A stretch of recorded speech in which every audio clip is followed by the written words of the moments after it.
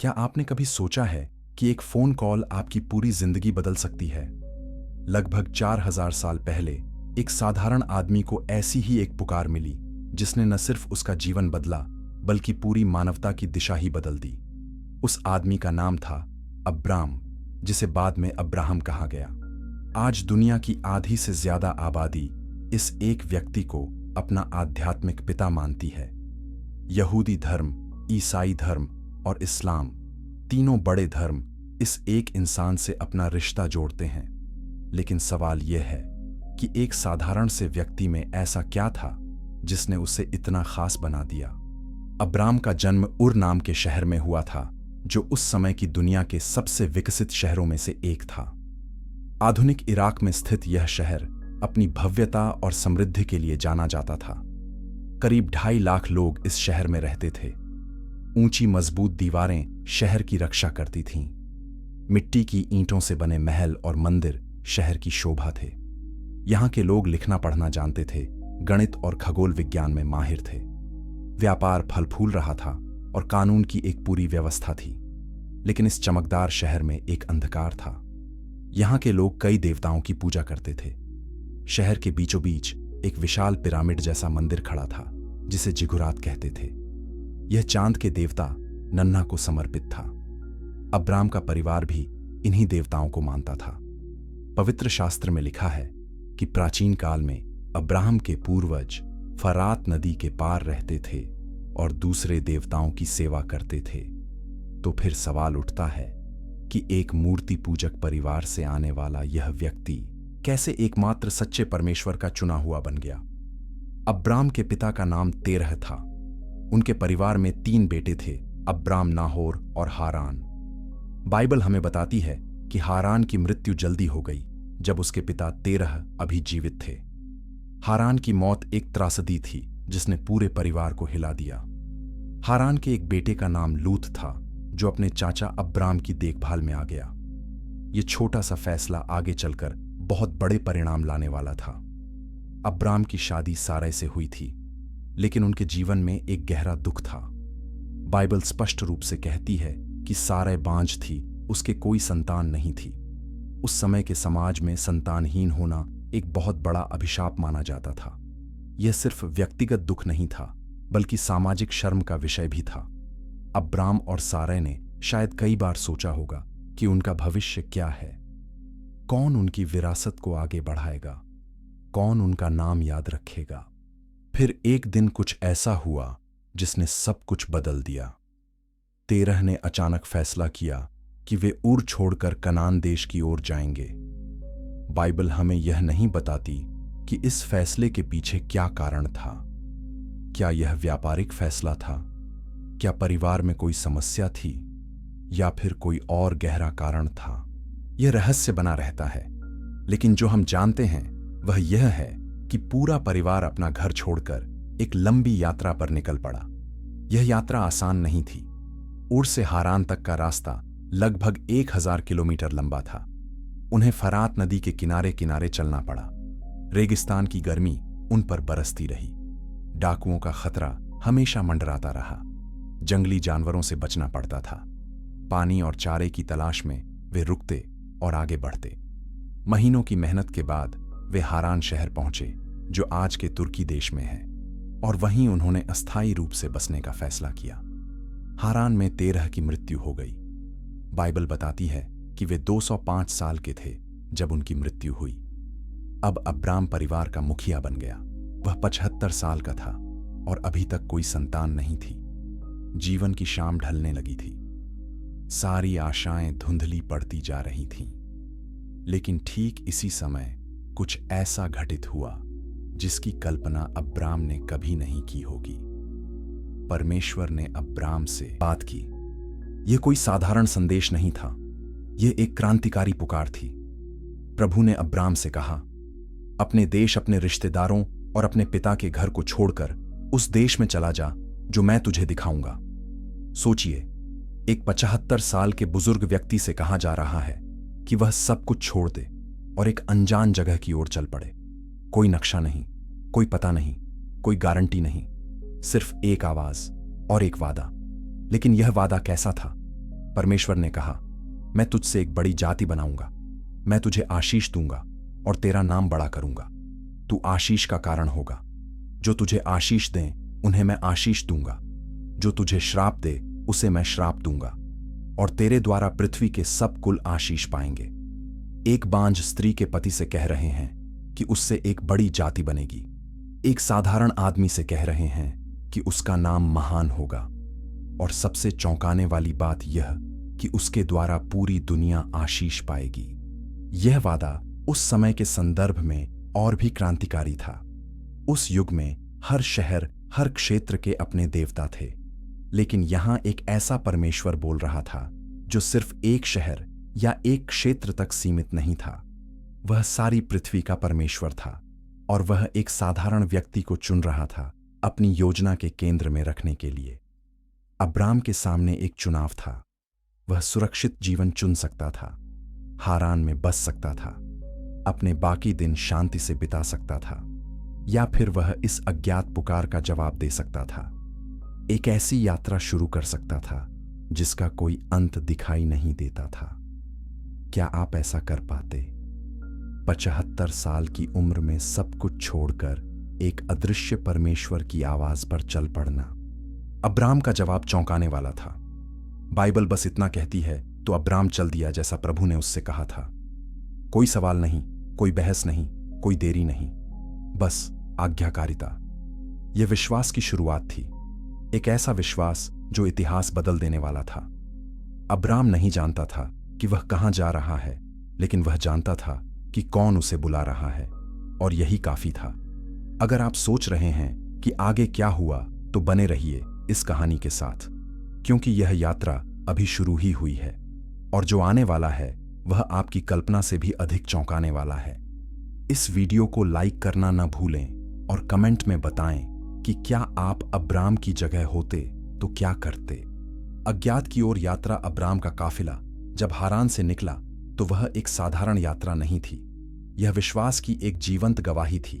Bible हमें बताती है कि अब्राम अपनी पत्नी सारै, अपने भतीजे लूत और उन सब लोगों को लेकर चला जो उन्होंने हारान में इकट्ठे किए थे। सभी संपत्ति, सभी जानवर, सभी नौकर चाकर, सब साथ थे। यह एक विशाल काफिला था जिसे व्यवस्थित करना ही एक बड़ा काम था। कल्पना करें उस दृश्य की। सैकड़ों भेड़ बकरियां धूल उड़ाती हुई चल रही हैं, ऊंट और गधे सामान लादे हुए हैं, नौकर चाकर रास्ता संभाल रहे हैं, तंबू, बर्तन, अनाज, पानी सब कुछ ले जाना है, और सबसे आगे चल रहा है एक 75 साल का बुजुर्ग व्यक्ति जो नहीं जानता कि वह कहां जा रहा है, बस एक अदृश्य परमेश्वर की आवाज पर भरोसा करके आगे बढ़ता जा रहा है। यात्रा लंबी और कठिन थी। उन्हें अनजान इलाकों से गुजरना पड़ा, स्थानीय जनजातियों से रास्ता मांगना पड़ा, पशुओं के लिए चारा और पानी ढूंढना पड़ता था। रात में वे तंबू वन लगाते और सुबह फिर से आगे बढ़ते। हर दिन नया था, हर दिन अनिश्चित था, लेकिन हर दिन परमेश्वर की अगुवाई भी थी। आखिरकार वे कनान देश में पहुंचे। बाइबल कहती है कि अब्राम कनान देश में आगे बढ़ता गया, यहां तक कि शकेम के पास मोरे के बांज वृक्ष तक पहुंचा। उस समय उस देश में कनानी लोग रहते थे। कनान एक उपजाऊ और सुंदर भूमि थी। पश्चिम में भूमध्य सागर था, पूर्व में यर्दन नदी थी, बीच में पहाड़ी इलाके थे और उपजाऊ मैदान थे। यह वही देश था जिसे मिस्री लोग दूध और शहद से बहती भूमि कहते थे। लेकिन यह देश खाली नहीं था। यहां पहले से कनानी लोग रहते थे, जिनके अपने शहर थे, अपने राजा थे, अपनी संस्कृति थी। वे अपने देवताओं की पूजा करते थे, जिनमें कुछ बहुत क्रूर रीतियां शामिल थीं। तो अब्राम एक परदेसी की तरह इस देश में आया था। उसके पास इस देश का कोई हिस्सा नहीं था। वह बस एक यात्री था, एक अजनबी था। और फिर कुछ अद्भुत हुआ। प्रभु अब्राम को दिखाई दिया और उससे कहा, मैं यह देश तेरे वंश को दूंगा। यह पहली बार था जब परमेश्वर ने स्पष्ट रूप से बताया कि यह देश कनान ही वह देश है जिसका वादा किया गया था। अब्राम का दिल खुशी से भर गया होगा। लंबी यात्रा का गंतव्य मिल गया था। और उसने क्या किया? उसने वहां प्रभु के लिए एक वेदी बनाई। यह बहुत महत्वपूर्ण था। एक ऐसे देश में जहां मूर्तियों की पूजा होती थी, अब्राम ने सच्चे परमेश्वर की आराधना का एक स्थान बनाया। अब्राम आगे बढ़ता गया। वह बेतेल के पास भी गया और वहां भी प्रभु के लिए एक वेदी बनाई। जहां जहां वह जाता था, वह परमेश्वर की आराधना का निशान छोड़ता जाता था। वह लोगों को दिखा रहा था कि एक सच्चा परमेश्वर है जो स्वर्ग और पृथ्वी का सृष्टिकर्ता है। लेकिन फिर पहली बड़ी परीक्षा आई। बाइबल कहती है कि उस देश में अकाल पड़ा। अकाल का मतलब था फसलें नहीं हुईं, चारा नहीं बचा, पानी सूखने लगा, भूख और मौत का खतरा मंडराने लगा। अब्राम के सामने एक सवाल था। परमेश्वर ने उसे इस देश में बुलाया था और अब यहां अकाल पड़ा है। क्या परमेश्वर की योजना में कोई गलती हो गई? क्या उसे यहां आना ही नहीं चाहिए था? अकाल इतना भयंकर था कि अब्राम ने मिस्र जाने का फैसला किया। मिस्र में नील नदी थी जो हर साल बाढ़ लाती थी और भूमि को उपजाऊ बनाती थी। वहां अकाल कम पड़ता था, तो अब्राम का निर्णय समझदारी भरा लगता था। लेकिन जैसे जैसे वह मिस्र के करीब पहुंचा, उसके मन में एक डर पैदा हुआ। उसने अपनी पत्नी सारै से कहा, सुन, मैं जानता हूं कि तू रूपवती स्त्री है। जब मिस्री तुझे देखेंगे तो कहेंगे यह उसकी पत्नी है, और वे मुझे मार डालेंगे और तुझे जीवित रख लेंगे। इसलिए कृपया कह देना कि तू मेरी बहन है, ताकि तेरे कारण मेरा भला हो और तेरे कारण मेरा प्राण बचा रहे। यह एक आधा सच था, क्योंकि सारै वास्तव में अब्राम की सौतेली बहन थी। लेकिन यह पूरा सच नहीं था। अब्राम का डर निराधार नहीं था। उस समय के राजाओं के पास पूर्ण शक्ति थी। वे जो चाहते थे ले सकते थे। लेकिन फिर भी अब्राम के इस झूठ में विश्वास की कमी दिखती है। वही अब्राम जिसने परमेश्वर की आवाज पर सब कुछ छोड़ दिया था, अब परमेश्वर की सुरक्षा पर पूरा भरोसा नहीं कर पा रहा था। जैसा अब्राम को डर था वैसा ही हुआ। मिस्र के अधिकारियों ने सारै को देखा और उसकी सुंदरता की फिरौन से प्रशंसा की। सारै को फिरौन के महल में ले जाया गया और अब्राम को उसे बहुत सा धन दिया गया। भेड़ बकरियां, गाय बैल गधे, ऊंट नौकर चाकर सब कुछ मिला। लेकिन उसकी पत्नी फिरौन के महल में थी। अब्राम को धन मिला, लेकिन उसने अपनी आत्मा को खो दिया। लेकिन परमेश्वर चुप नहीं बैठा। बाइबल कहती है कि प्रभु ने फिरौन और उसके घर पर बड़ी बड़ी विपत्तियां डाली। बीमारियां फैल गईं। फिरौन को समझ आ गया कि यह सारै के कारण हो रहा है। जब उसे पूरा सच पता चला तो वह अब्राम पर बहुत क्रोधित हुआ। उसने अब्राम को बुलाया और कहा, तूने मेरे साथ यह क्या किया? तूने मुझे क्यों नहीं बताया कि यह तेरी पत्नी है? तूने क्यों कहा यह मेरी बहन है?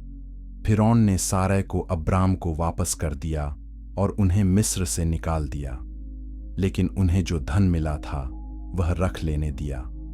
तो अब्राम और सारै मिस्र से बहुत धनी होकर निकले। लेकिन यह धन उनके विश्वास की कमजोरी की कीमत थी। यह घटना हमें क्या सिखाती है? यह दिखाती है कि विश्वास के महान पुरुष भी कभी कभी डगमगाते हैं। अब्राम गलती कर सकता था, वह डर सकता था, वह झूठ का सहारा ले सकता था, लेकिन परमेश्वर अपने वादे पर कायम रहा। उसने सारै की रक्षा की, उसने अब्राम को बचाया और उसने उन्हें फिर से सही रास्ते पर ला दिया।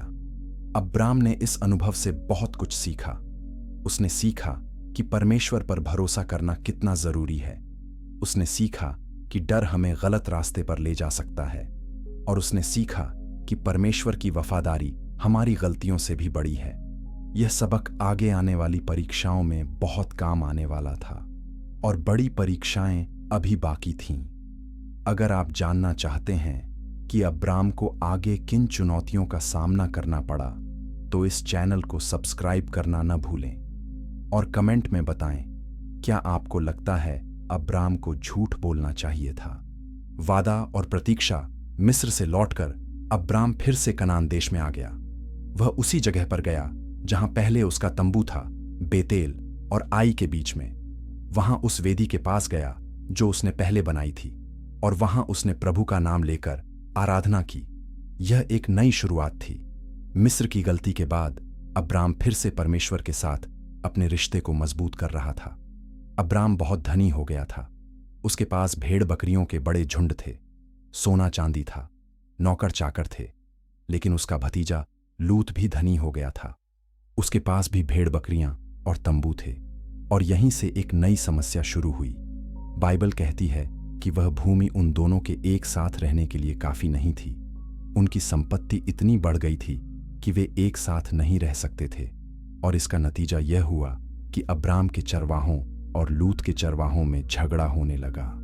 शायद पानी के स्रोतों को लेकर विवाद हुआ, शायद चराई की जगह को लेकर। जो भी हो, यह एक गंभीर समस्या बन गई।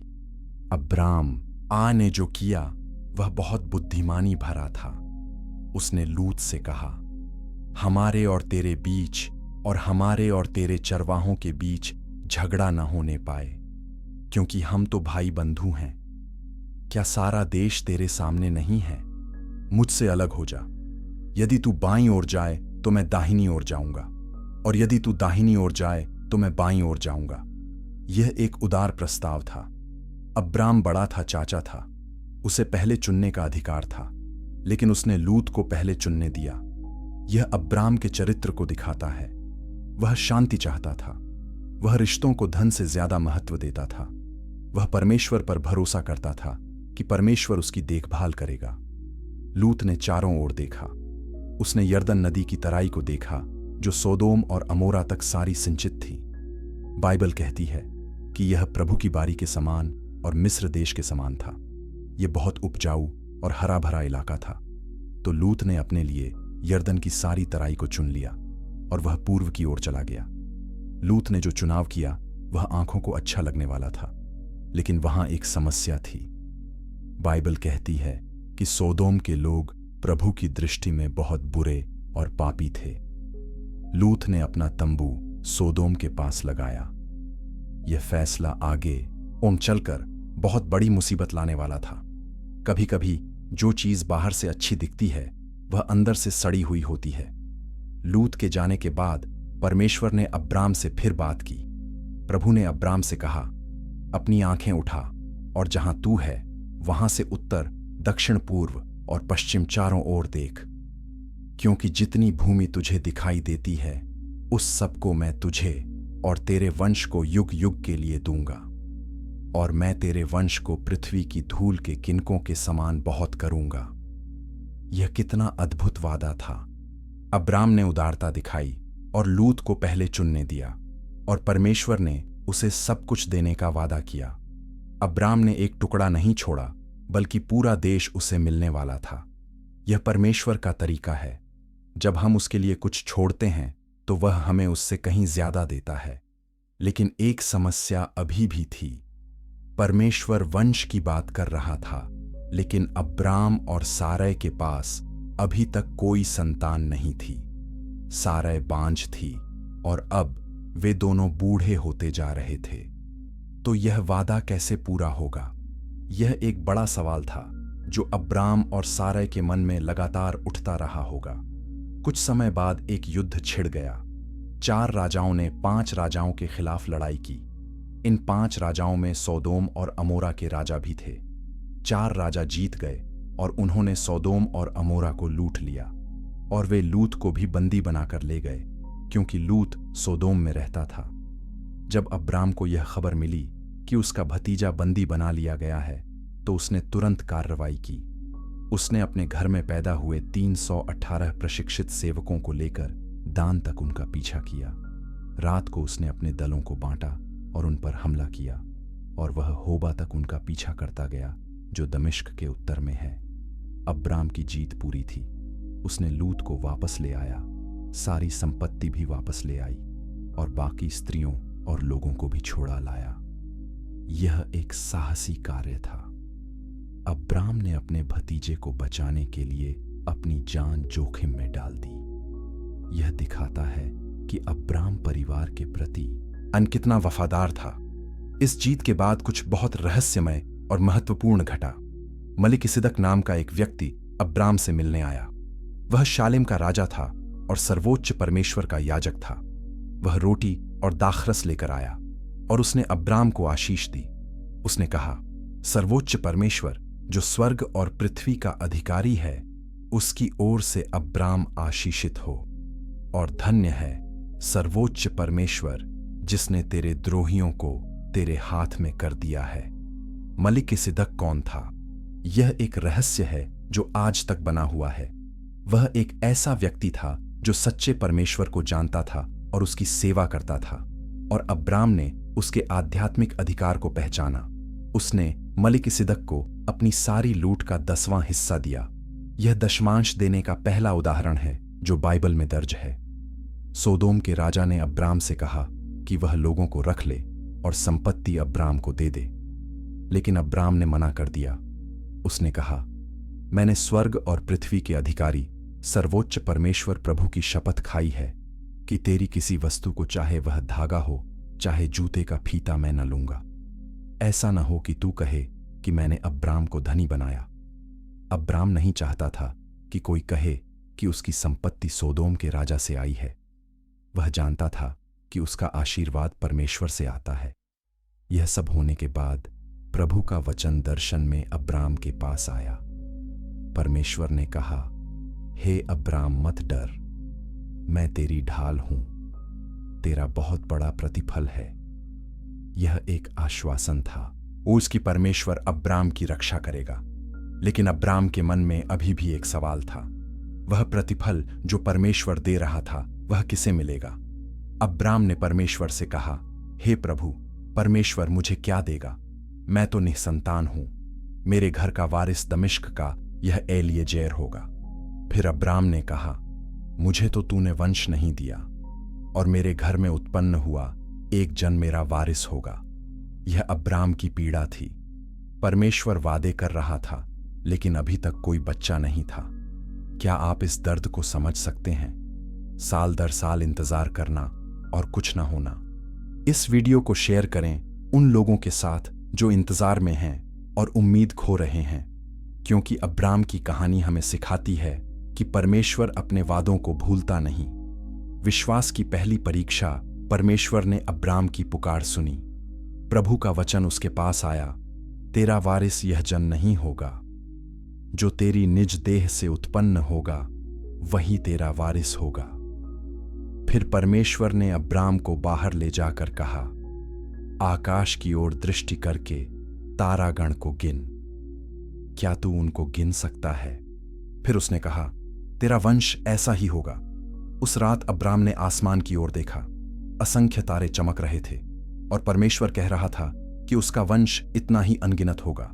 यह एक असंभव वादा लग रहा था। अब्राम और सारै दोनों बूढ़े थे। सारै बांझ थी, लेकिन फिर बाइबल कहती है कुछ बहुत खूबसूरत। अब्राम ने प्रभु पर विश्वास किया और यह उसके लिए धार्मिकता गिना गया। यह वाक्य बहुत महत्वपूर्ण है। अब्राम ने परमेश्वर पर विश्वास किया। उसने सबूत नहीं मांगे, उसने तर्क नहीं किया, उसने बस भरोसा किया, और यही विश्वास उसे परमेश्वर की नजर में धर्मी बना दिया। यह विश्वास के द्वारा धर्मी ठहराए जाने का पहला उदाहरण है। बाद में प्रेरित पौलुस इसी बात को लेकर कहेगा कि हम विश्वास से धर्मी ठहरते हैं, कर्मों से नहीं। उसी रात परमेश्वर ने अब्राम के साथ एक वाचा बांधी। परमेश्वर ने अब्राम से कहा कि वह एक 3 साल की बछिया, एक 3 साल की बकरी, एक 3 साल का मेढ़ा, एक पंडुक और कबूतर का बच्चा लाए। अब्राम ने यह सब लाकर बीच में से 2 टुकड़े किए और टुकड़ों को आमने सामने रखा। पक्षियों को उसने टुकड़े नहीं किया। यह उस समय की वाचा बांधने की रीति थी। जैसे सूर्य अस्त हो रहा था, अब्राम पर गहरी नींद आई, और देखो, भय और घोर अंधकार उस पर छा गया। फिर प्रभु ने अब्राम से कहा, यह निश्चय जान कि तेरे वंश पराए देश में परदेशी होकर रहेंगे, और वे 400 वर्ष तक उनकी सेवा करेंगे और दुख उठाएंगे। परमेश्वर ने अब्राम को भविष्य दिखाया। उसने बताया कि उसके वंश मिस्र में गुलाम होंगे, लेकिन परमेश्वर उन्हें छुड़ाएगा और वापस इसी देश में लाएगा। जब सूर्य अस्त हो गया और घोर अंधकार हो गया तो क्या हुआ? एक अंगीठी जिसमें से धुआं उठ रहा था और एक जलती हुई मशाल उन टुकड़ों के बीच में से होकर निकल गई। यह परमेश्वर की उपस्थिति थी, और इस तरह प्रभु ने उस दिन अब्राम के साथ वाचा बांधी। यह वाचा बहुत खास थी। सामान्य रीति में दोनों पक्ष टुकड़ों के बीच से होकर निकलते थे। इसका मतलब था कि अगर कोई वाचा तोड़े तो उसका यही हाल हो जैसे इन जानवरों का हुआ। लेकिन यहां सिर्फ परमेश्वर ही टुकड़ों के बीच से निकला, अब्राम नहीं। इसका मतलब था कि यह वाचा पूरी तरह परमेश्वर के वादे पर निर्भर थी। अब्राम की वफादारी पर नहीं, बल्कि परमेश्वर की वफादारी पर। लेकिन साल बीतते गए और अभी भी कोई बच्चा नहीं हुआ। अब्राम का विश्वास मजबूत था, लेकिन सारै का धैर्य खत्म हो रहा था। वह जानती थी कि उसकी उम्र बढ़ती जा रही है, मां बनने की उम्मीद धुंधली पड़ती जा रही है। और फिर उसे एक विचार आया। यह विचार उस समय की संस्कृति में स्वीकार्य था, लेकिन परमेश्वर की योजना के अनुसार नहीं था। सारै के पास एक मिस्री दासी थी जिसका नाम हाजिरा था। शायद हाजिरा उन्हें मिस्र में रहने के दौरान मिली थी। सारै ने अब्राम से कहा, देख, प्रभु ने मुझे संतान उत्पन्न करने से रोक रखा है। मेरी विनती है कि तू मेरी दासी के पास जा। संभव है कि मैं उसके द्वारा संतान पा सकूं। और अब्राम ने सारै की बात मान ली। यह एक मानवीय समाधान था, दिव्य समस्या का। परमेश्वर ने वादा किया था कि अब्राम का अपना बेटा होगा, लेकिन अब्राम और सारै इंतजार से थक गए थे। उन्होंने सोचा कि शायद परमेश्वर को हमारी मदद की जरूरत है। यह एक गलती थी जो बहुत बड़े परिणाम लाने वाली थी। हाजिरा गर्भवती हुई, और जैसे ही उसे पता चला कि वह गर्भवती है, उसके मन में अपनी मालकिन के प्रति तुच्छता आ गई। अब वह एक दासी नहीं थी जो बच्चा नहीं दे सकती। वह एक ऐसी स्त्री थी जो अब्राम को वह दे सकती है जो सारै नहीं दे सकी। यह रवैया सारै के लिए असहनीय था। सारै ने अब्राम से शिकायत की। उसने कहा, मेरी यह दुर्दशा तेरे कारण है।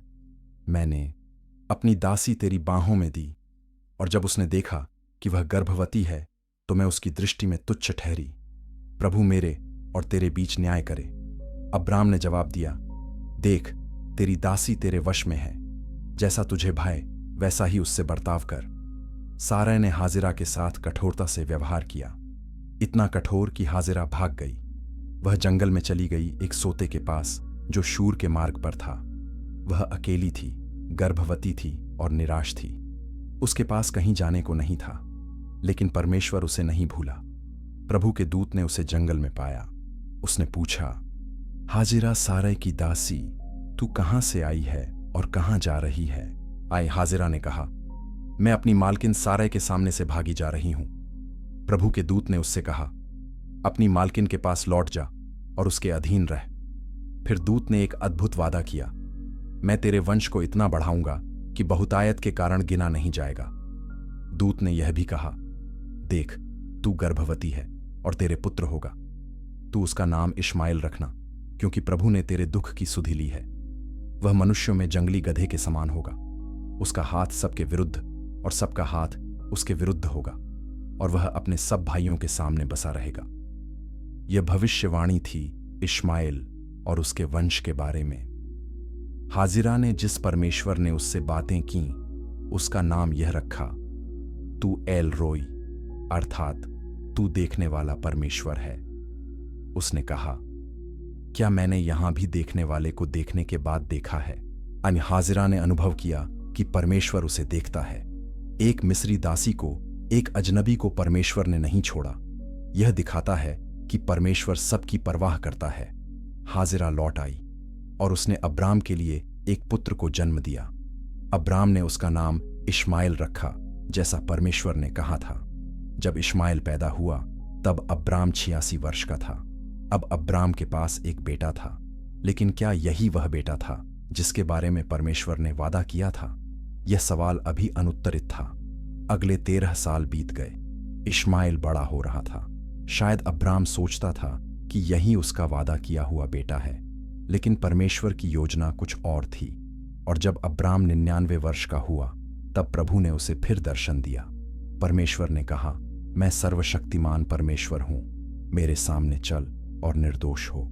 और यहीं से अब्राम के जीवन का एक नया अध्याय शुरू होने वाला था। क्या आपको पता है कि आगे क्या हुआ? अगर जानना चाहते हैं तो लाइक बटन दबाएं और देखते रहें।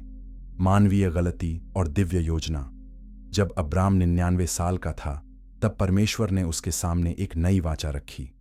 प्रभु ने कहा, मैं तेरे और तेरे बाद तेरे वंश के साथ पीढ़ी पीढ़ी के लिए वाचा बांधता हूं कि मैं तेरा और तेरे बाद तेरे वंश का परमेश्वर रहूंगा, और मैं तुझको और तेरे बाद तेरे वंश को यह सारा कनान देश जिसमें तू परदेशी होकर रहता है सदा के लिए दूंगा, और मैं उनका परमेश्वर रहूंगा।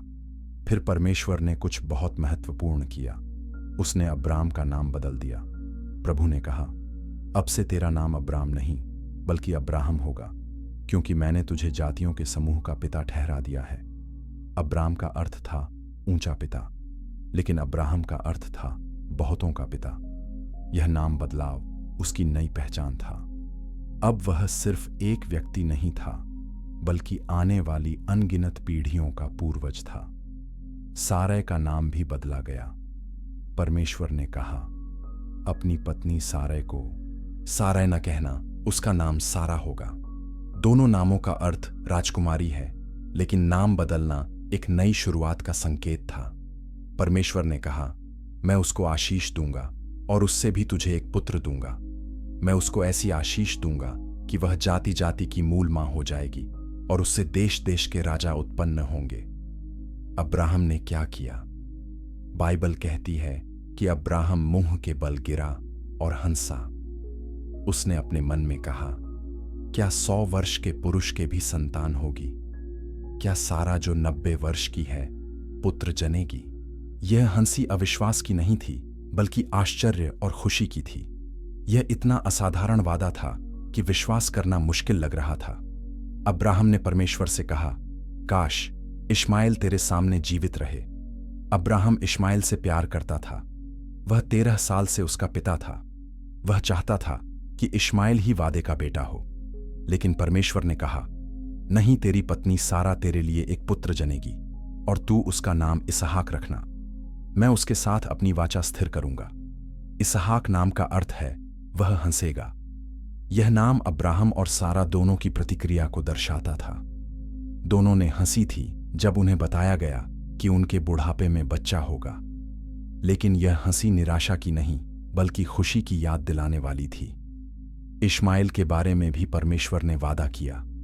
उसने कहा, इश्माएल के विषय में भी मैंने तेरी सुनी है। देख, मैंने उसको आशीष दी है और उसको फलवंत करूंगा और अत्यंत बढ़ाऊंगा। उससे 12 प्रधान उत्पन्न होंगे और मैं उसके वंश को एक बड़ी जाति बनाऊंगा। परंतु मैं अपनी वाचा इसहाक ही के साथ बांधूंगा, जो सारा से अगले वर्ष के इसी समय तेरे लिए उत्पन्न होगा। वाचा के चिन्ह के रूप में परमेश्वर ने खतना की आज्ञा दी। हर पुरुष का खतना किया जाना था। यह एक स्थायी चिन्ह था जो दिखाता था कि वे परमेश्वर की वाचा के लोग हैं। अब्राहम ने तुरंत आज्ञा मानी। उसी दिन अब्राहम और इश्माएल और घर के सब पुरुषों का खतना किया गया। कुछ समय बाद एक गर्म दोपहर को अब्राहम अपने तंबू के द्वार पर बैठा था। उसने आंखें उठाकर देखा, और क्या देखता है कि 3 पुरुष उसके सामने खड़े हैं। अब्राहम तुरंत उनकी ओर दौड़ा। उसने भूमि तक झुककर कहा, हे प्रभु, यदि मुझ पर तेरी अनुग्रह की दृष्टि हो तो अपने दास के पास से बिना रुके आगे न बढ़ जा। अब्राहम ने उनके लिए एक भोजन तैयार करवाया। उसने सारा से कहला भेजा कि वह जल्दी से 3 सा मैदा गूंधे और रोटियां बनाए। अब्राहम ने एक अच्छा और कोमल बछड़ा भी लाया और नौकर को दिया कि जल्दी आग से तैयार करे। फिर उसने दही, दूध और पका हुआ मांस उनके सामने रख दिया। जब वे खा रहे थे तब उन्होंने पूछा, तेरी पत्नी सारा कहाँ है? अब्राहम ने कहा, वह तंबू में है। फिर प्रभु ने कहा, मैं अगले वर्ष के इस समय निश्चय तेरे पास फिर आऊंगा और तेरी पत्नी सारा के एक पुत्र होगा। सारा तंबू के द्वार पर, जो उसके पीछे था, सुन रही थी। अब्राहम और सारा दोनों बूढ़े थे। सारा की वह स्थिति नहीं रही थी जो स्त्रियों में होती है। इसलिए सारा मन ही मन हंसी और बोली, क्या मैं जो बुढ़िया हो गई हूं फिर सुख भोगूंगी, और मेरा पति भी बूढ़ा है। यह एक स्वाभाविक प्रतिक्रिया थी। मानवीय रूप से यह असंभव था, लेकिन प्रभु ने अब्राहम से कहा, सारा क्यों हंसी और क्यों कहा, क्या मैं जो बुढ़िया हो गई हूं सचमुच पुत्र जनूंगी? क्या प्रभु के लिए कोई काम कठिन है? नियत समय पर अगले वर्ष के इस समय मैं तेरे पास फिर आऊंगा और सारा के एक पुत्र होगा। यह प्रश्न आज भी गूंजता है, क्या परमेश्वर के लिए कोई काम कठिन है? सारा डर गई और झूठ बोलते हुए कहा, मैं नहीं हंसी। लेकिन प्रभु ने कहा, नहीं, तू हंसी तो थी। परमेश्वर सब कुछ जानता था, वह सारा के मन की बात जानता था। फिर वे पुरुष वहां से उठकर सदोम की ओर चले। अब्राहम उन्हें विदा करने के लिए उनके साथ चला। और तब प्रभु ने सोचा, क्या मैं अब्राहम से छिपा रखूं जो मैं करने पर हूं? परमेश्वर ने अब्राहम को बताया कि सदोम और अमोरा का पाप बहुत बढ़ गया है और वह उन्हें नष्ट करने जा रहा है। यह सुनकर अब्राहम ने एक साहसिक काम किया।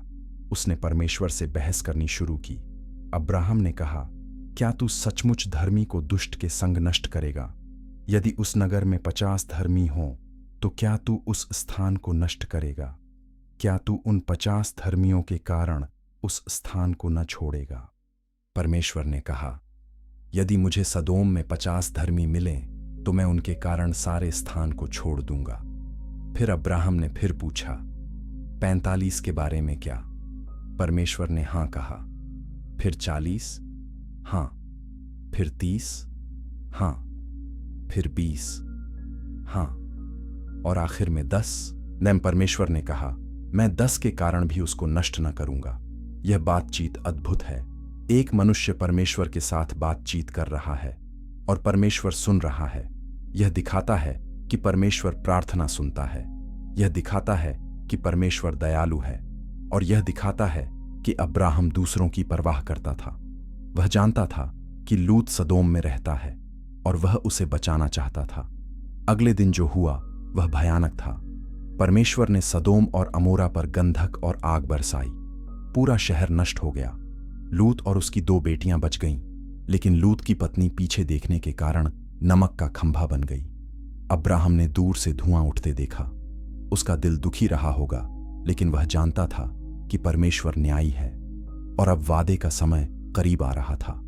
सारा गर्भवती होने वाली थी, 90 साल की उम्र में। यह एक चमत्कार था जो सारी दुनिया को दिखाने वाला था कि परमेश्वर के लिए कुछ भी असंभव नहीं है। क्या आप जानना चाहते हैं कि जब इसहाक पैदा हुआ तो क्या हुआ? तो इस चैनल को सब्सक्राइब करें और घंटी को दबाएं ताकि अगला भाग मिस न हो। असंभव का होना। वादे के ठीक समय पर, जैसा परमेश्वर ने कहा था, सारा गर्भवती हुई।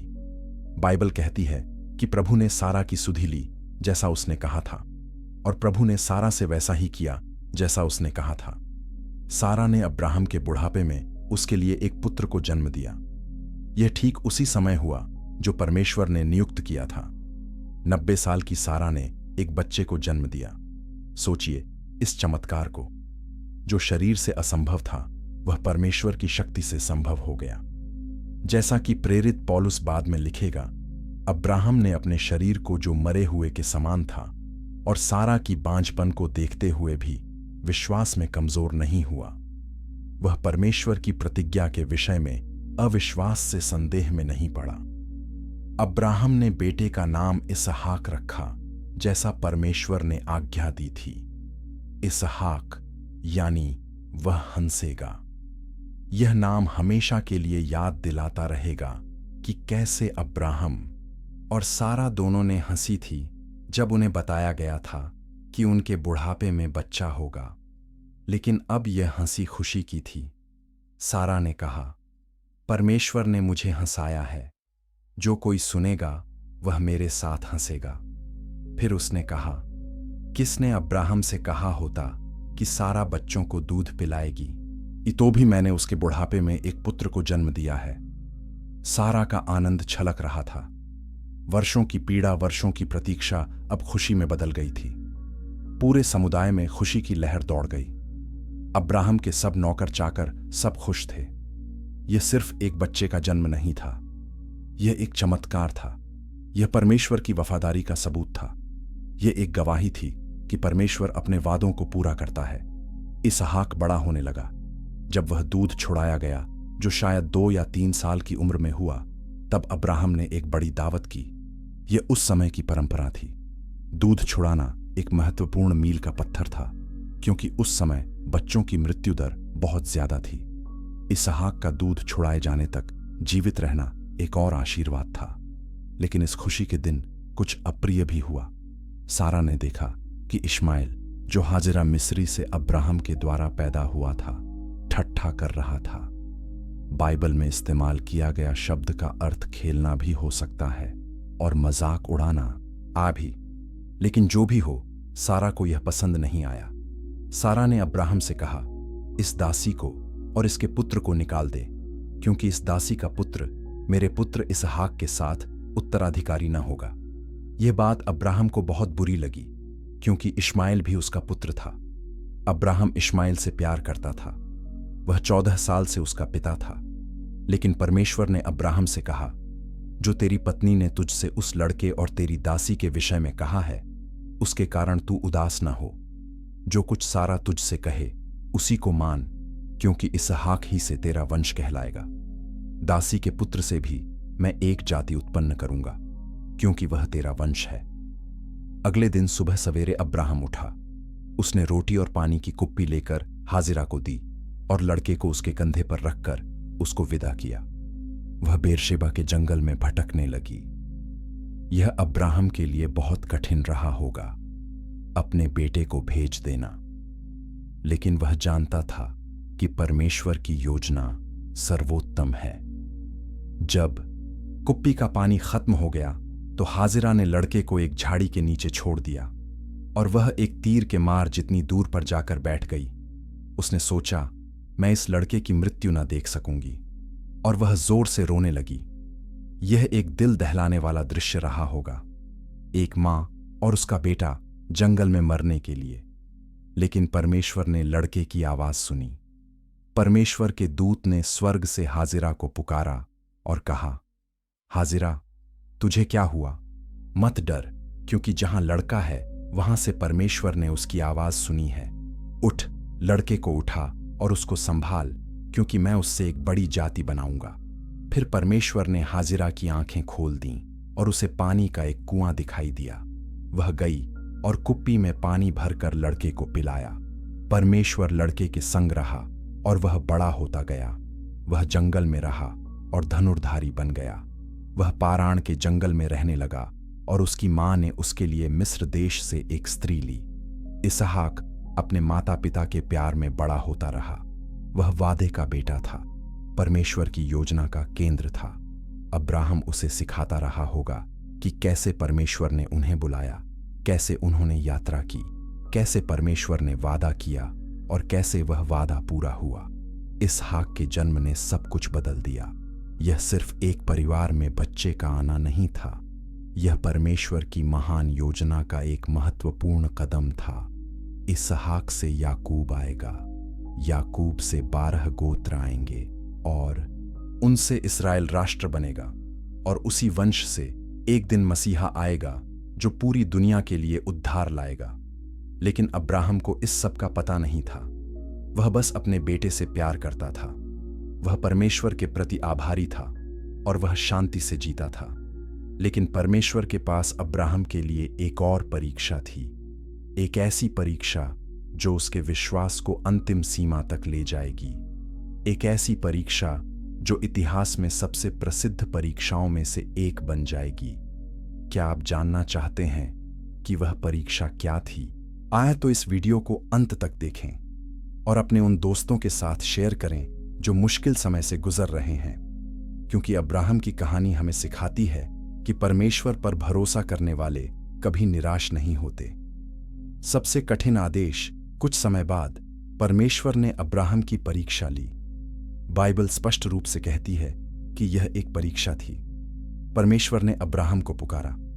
अब्राहम ने जवाब दिया, मैं यहां हूं। फिर परमेश्वर ने कहा, अपने पुत्र को, अपने इकलौते पुत्र इसहाक को, जिससे तू प्रेम करता है, लेकर मोरिय्याह देश में जा और वहां उसे एक पहाड़ पर, जो मैं तुझे बताऊंगा, होम बलि करके चढ़ा। यह आदेश सुनकर अब्राहम का दिल क्या महसूस कर रहा होगा। इसहाक वह बेटा था जिसके लिए उसने 25 साल इंतजार किया। इसहाक वह बेटा था जो चमत्कार से पैदा हुआ। इसहाक वह बेटा था जिसके द्वारा परमेश्वर ने एक महान जाति बनाने का वादा किया था, और अब परमेश्वर उसी इसहाक को बलिदान के लिए मांग रहा था। यह आदेश हर तरह से विरोधाभासी लगता था। परमेश्वर ने वादा किया था कि इसहाक से अब्राहम का वंश आगे बढ़ेगा, लेकिन अगर इसहाक मर जाएगा तो वह वादा कैसे पूरा होगा? यह एक ऐसी परीक्षा थी जो अब्राहम के विश्वास को जड़ों तक हिला देने वाली थी। लेकिन अब्राहम की प्रतिक्रिया क्या थी? बाइबल कहती है कि अगले दिन सवेरे अब्राहम उठा। उसने अपने गड्ढे पर काठी कसी, अपने 2 सेवक और अपने पुत्र इसहाक को साथ लिया, होमबलि के लिए लकड़ी चीरी और उस स्थान को चल दिया जो परमेश्वर ने उसे बताया था। कोई देरी नहीं, कोई बहस नहीं, कोई सवाल नहीं, बस आज्ञाकारिता। अब्राहम ने तुरंत तैयारी शुरू कर दी। उसने लकड़ी चीरी, गधा तैयार किया और चल पड़ा। यह दिखाता है कि अब्राहम का विश्वास कितना परिपक्व हो गया था। 3 दिन की यात्रा के बाद अब्राहम ने दूर से उस जगह को देखा। वे 3 दिन कितने कठिन रहे होंगे। हर कदम उसे उस भयानक काम के करीब ले जा रहा था। हर रात वह अपने बेटे को सोता देखता होगा और सोचता होगा कि क्या यह आखिरी रात है। लेकिन इब्रानियों की पुस्तक हमें बताती है कि अब्राहम के मन में क्या चल रहा था। वह मानता था कि परमेश्वर मरे हुओं को भी जिला सकता है। अब्राहम ने सोच लिया था कि अगर इसहाक मर भी गया तो परमेश्वर उसे फिर से जिला देगा, क्योंकि परमेश्वर ने एक वादा किया है कि इसहाक से वंश आगे बढ़ेगा और परमेश्वर अपना वादा नहीं तोड़ सकता। जब वे पहाड़ के पास पहुंचे तो अब्राहम ने अपने सेवकों से कहा, तुम गड्ढे के साथ यहीं ठहरो, मैं और लड़का वहां तक जाकर आराधना करेंगे और फिर तुम्हारे पास लौट आएंगे। ध्यान दीजिए, अब्राहम ने कहा, हम लौट आएंगे। वह जानता था कि किसी न किसी तरह दोनों वापस आएंगे। अब्राहम ने होमबलि की लकड़ी लेकर अपने पुत्र इसहाक पर रख दी और अपने हाथ में आग और छुरी ली और वे दोनों एक साथ चलने लगे। यह एक प्रतीकात्मक दृश्य था।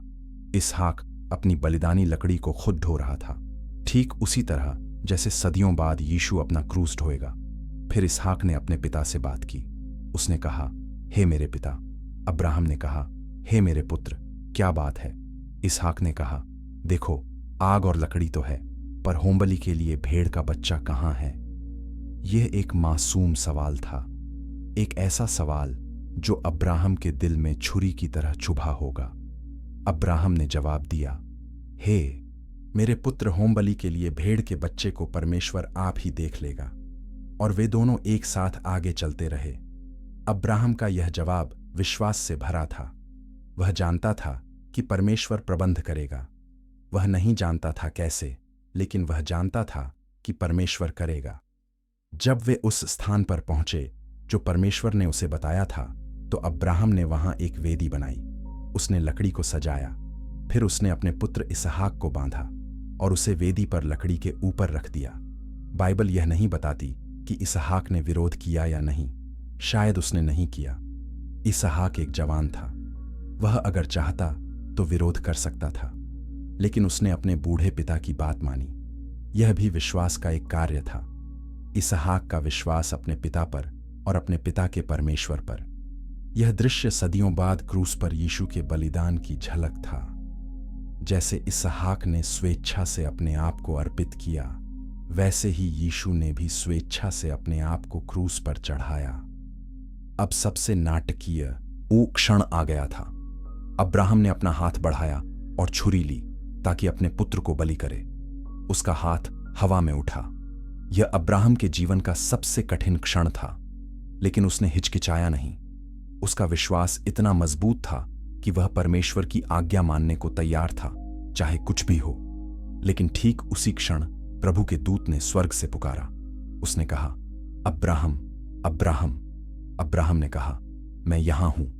दूत ने कहा, उस लड़के पर हाथ मत बढ़ा और न उससे कुछ कर, क्योंकि अब मैं जान गया कि तू परमेश्वर का भय मानता है, क्योंकि तूने अपने पुत्र, अपने एकलौते पुत्र को भी मुझसे नहीं रख छोड़ा।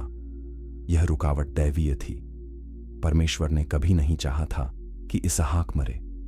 यह एक परीक्षा थी और अब्राहम ने परीक्षा पास कर ली। उसने दिखा दिया कि वह परमेश्वर से इतना प्यार करता है कि अपनी सबसे कीमती चीज भी दे सकता है। वह परमेश्वर पर इतना भरोसा करता है कि जब कुछ समझ में नहीं आता तब भी आज्ञा मानता है। अब्राहम ने आंखें उठाकर देखा और क्या देखता है कि एक मेढ़ा झाड़ी में अपने सींगों से फंसा हुआ है। अब्राहम गया और उस मेढ़े को लाकर अपने पुत्र के बदले होम बलि करके चढ़ाया। परमेश्वर ने प्रबंध किया था, एक बलिदान दिया गया, लेकिन यह इसहाक नहीं था। यह एक मेढ़ा था जो परमेश्वर ने प्रदान किया। इस अनुभव के बाद अब्राहम ने उस स्थान का नाम यहोवा यिरे रखा, अर्थात प्रभु प्रबंध करेगा। आज भी कहा जाता है कि प्रभु के पर्वत पर प्रबंध किया जाएगा। यह नाम एक स्थायी गवाही बन गया कि परमेश्वर अपने लोगों के लिए प्रबंध करता है, और बिल्कुल सही समय पर।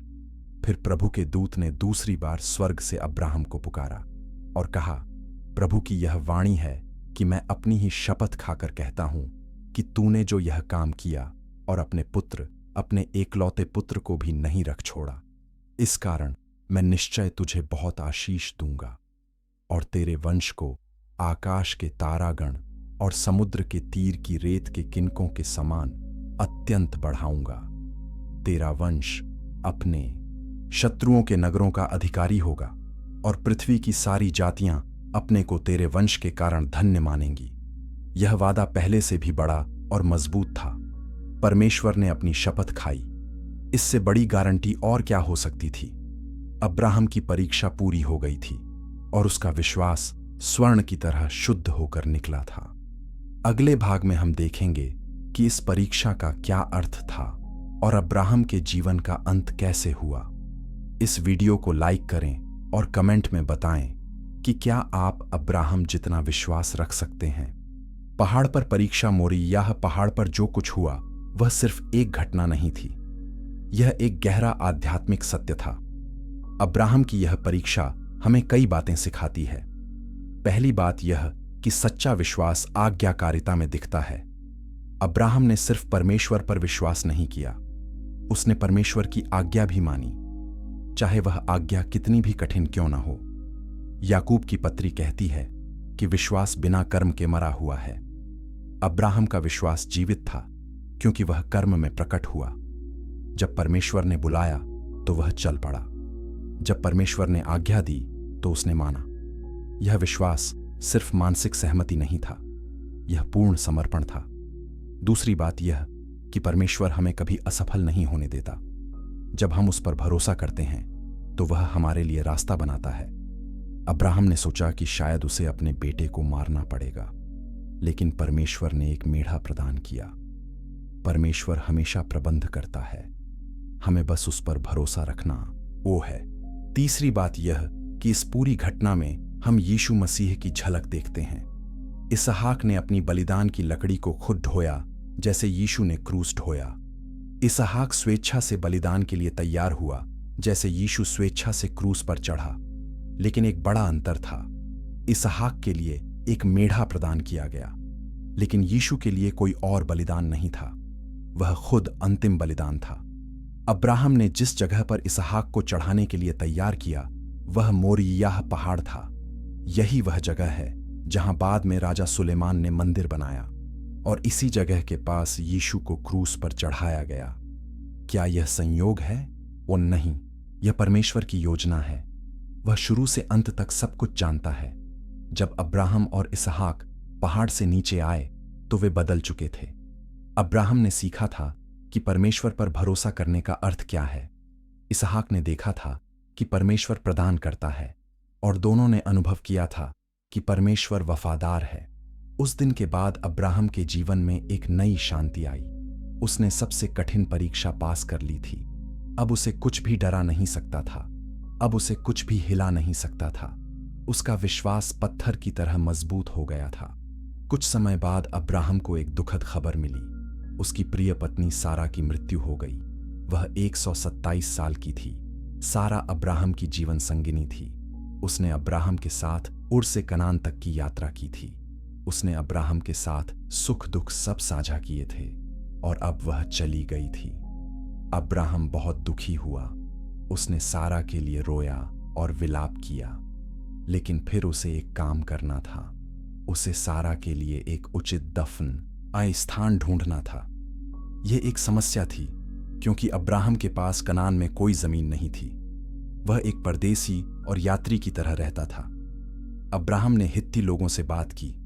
उसने कहा, मैं तुम्हारे बीच परदेशी और यात्री हूं। मुझे अपने बीच कब्र के लिए भूमि बेचो, ताकि मैं अपनी मृतक को दफना सकूं। हित्ती लोगों ने अब्राहम का बहुत सम्मान किया।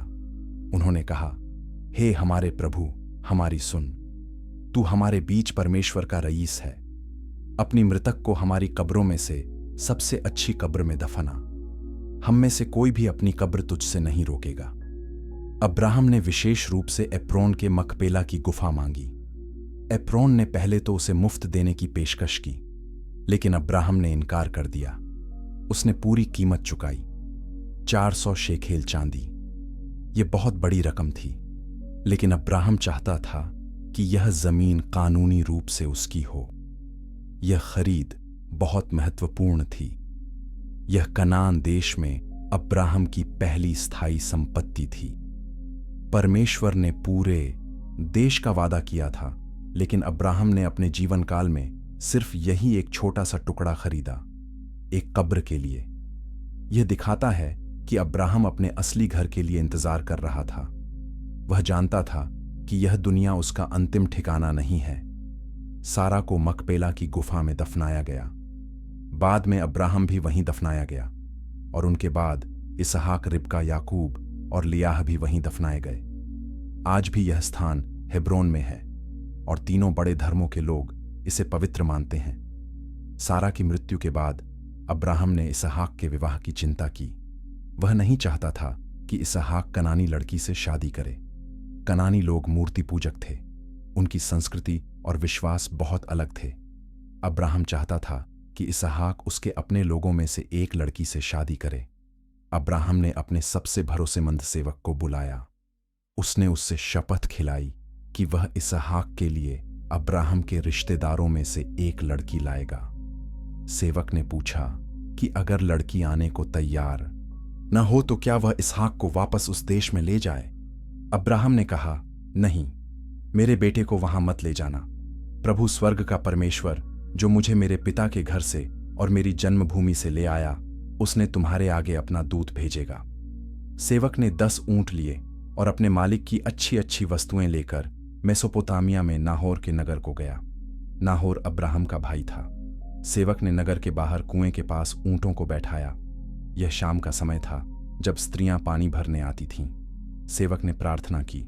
उसने कहा, हे मेरे स्वामी अब्राहम के परमेश्वर, आज मुझे सफलता दे। देख, मैं जल के इस सोते के पास खड़ा हूं, और इस नगर के लोगों की बेटियां जल भरने के लिए निकल रही हैं। ऐसा हो कि जिस कन्या से मैं कहूं अपना घड़ा झुका कि मैं पानी पीऊं, और वह कहे पी, और मैं तेरे ऊंटों को भी पिलाऊंगी, वही वह हो जिसे तूने अपने दास इसहाक के लिए ठहराया है। वह अभी बोल ही रहा था कि रिबका आई। वह अब्राहम के भाई नाहोर की पत्नी मिल्का के पुत्र बतूएल की बेटी थी। वह बहुत सुंदर ऊन थी। सेवक ने उससे पानी मांगा।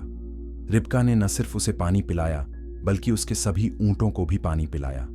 10 ऊंटों को पानी पिलाना एक बड़ा काम था। यह दिखाता था कि रिबका मेहनती और दयालु थी।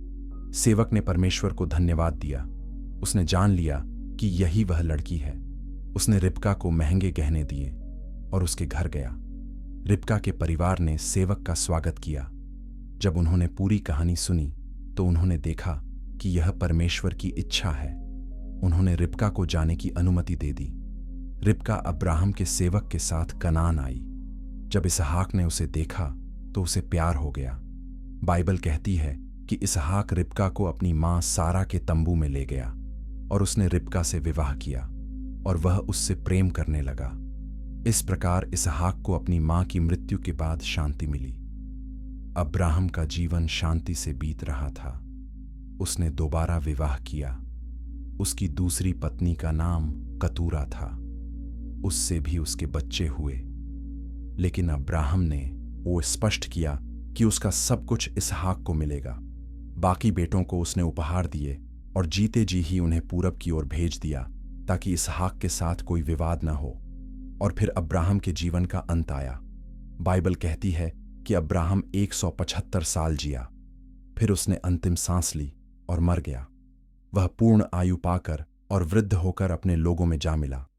उसके बेटे इसहाक और इश्माइल ने मिलकर उसे मकपेला की गुफा में दफनाया, वहीं जहां सारा दफन थी।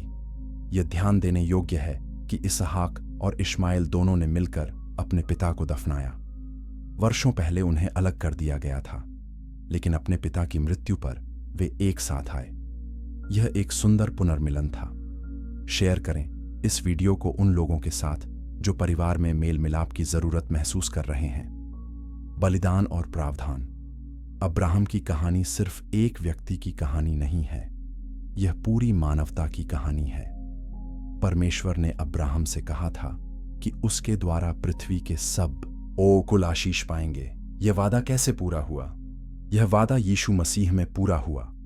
यीशु अब्राहम का वंशज था और यीशु के द्वारा पूरी दुनिया को उद्धार मिला।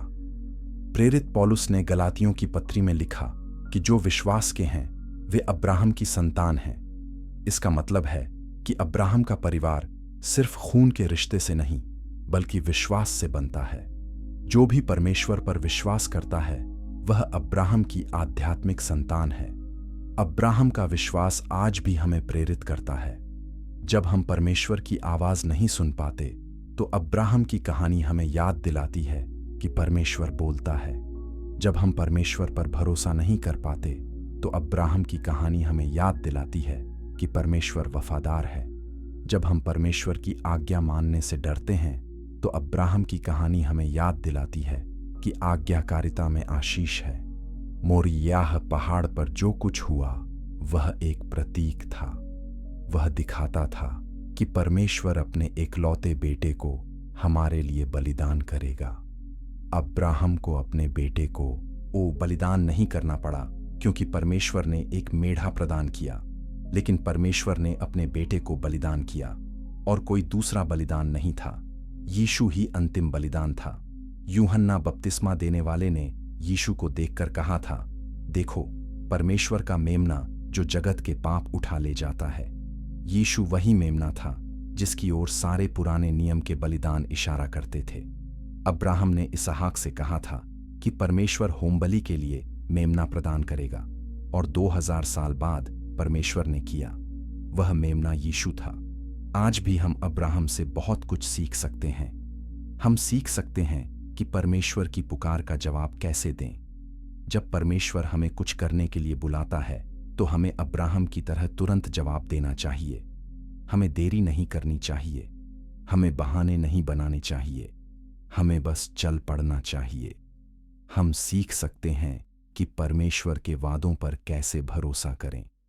अब्राहम को एक बेटे का वादा मिला था, लेकिन 25 साल इंतजार करना पड़ा। लेकिन उसने हार नहीं मानी, उसने विश्वास रखा और अंत में परमेश्वर ने अपना वादा पूरा किया। हमें भी धैर्य रखना चाहिए। परमेश्वर के समय में परमेश्वर अपने वादे पूरे करता है। हम सीख सकते हैं कि कैसे परमेश्वर के लिए बलिदान दें। अब्राहम अपनी सबसे कीमती चीज देने को तैयार था। क्या हम भी तैयार हैं? क्या हम परमेश्वर के लिए अपनी इच्छाओं को छोड़ सकते हैं? क्या हम परमेश्वर के लिए अपने सपनों को छोड़ सकते हैं? यह आसान नहीं है, लेकिन जब हम परमेश्वर के लिए कुछ छोड़ते हैं तो परमेश्वर हमें उससे कहीं ज्यादा देता है।